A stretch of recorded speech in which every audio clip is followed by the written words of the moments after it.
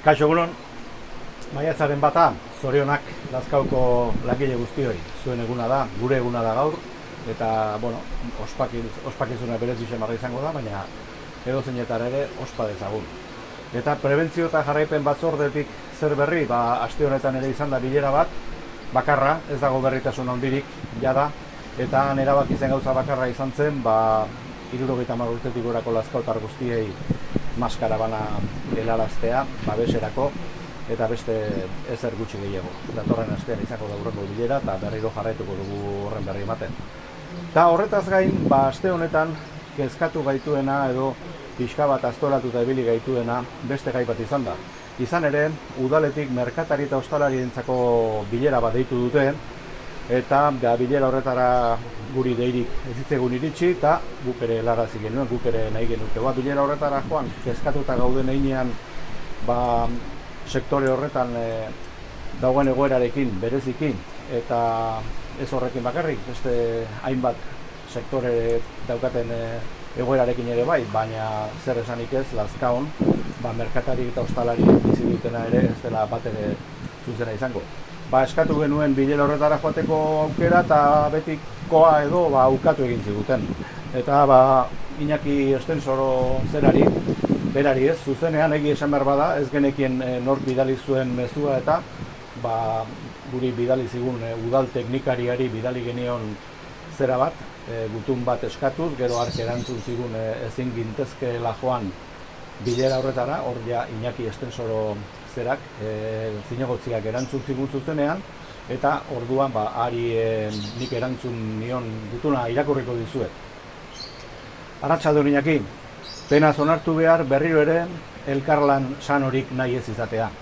Penaz, baina ez etxipenez.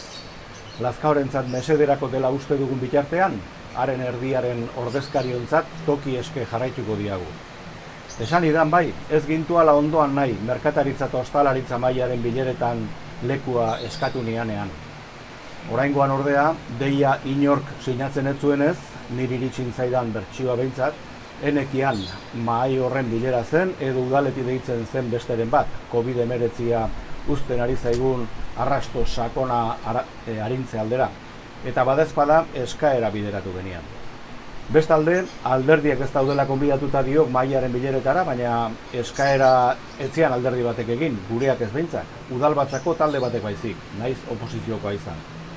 Gainerako foroetan parte hartzen jarraitu beharko diagu, gu lanerako gaudek, ez izan zalantzarik. Langilea gaituk, ez gaitik eginkizunaren astuna kezkatzen, ez atzerarazten. Baina denon artean lana hobetu egingo dugula argi izan da irakurritakoan, motibatu eta gurea bezalako eskaera bat jasota harritu ere ez aiz egingo noski.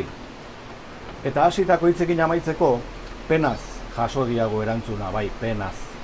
Izan ere, zer duk hori alperraren politika ezpada perekin, ez ulertu gaizki. Entzuteko prestago, baina nik nahi dudanari, nik nahi dudanean, eta nik nahi dudana esaten badu bakarrik. Ni ere, besterik gabe formal batekin amaitzeran indoan, baina hobeto pentsatu diat. Nik besterik opadiak.